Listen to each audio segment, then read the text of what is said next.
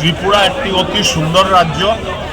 মা ত্রিপুরেশ্বরীর আশীর্বাদ দীর্ঘকাল থেকে এখানে জনসাধারণের উপরে বর্ষিত।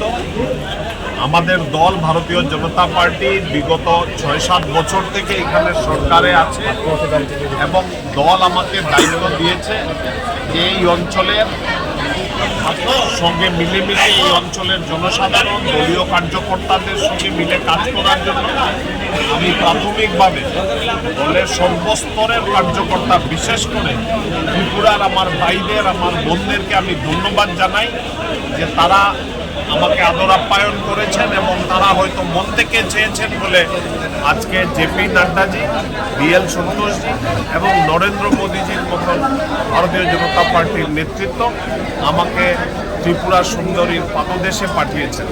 আমি রাজ্যিক সভাপতি রাজীব ভট্টাচার্য, আমাদের মুখ্যমন্ত্রী ডক্টর মানিক শাহ এবং ভারতীয় জনতা পার্টির সব কার্যকর্তাদেরকে ধন্যবাদ জানাই যে আমাকে একটা সুযোগ দিয়েছেন। আমরা সবাই মিলে ত্রিপুরাকে ভারতবর্ষের অন্যতম সুন্দর রাজ্য করতে আমরা সক্ষম হব, এটা আমি আশা করি।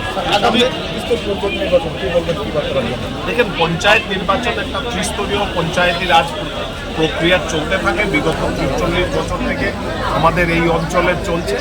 আমরা ভারতীয় জনতা পার্টি প্রায় 71% আনঅপোজড আমরা অলরেডি ইলেকশন জিতে গেছি। বাকি যেগুলো 30-29% যেগুলো সিটে ইলেকশন হবে, আমরা নিশ্চিন্ত। দলীয় কার্যকর্তারা উৎফুল্লিত আছে।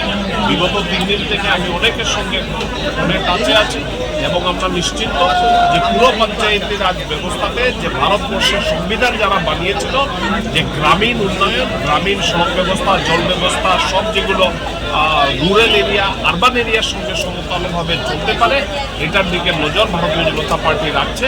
আর ত্রিপুরা, গ্রাম ত্রিপুরাবাসীর উন্নয়ন হবে, এটা আমরা সবাই চাই।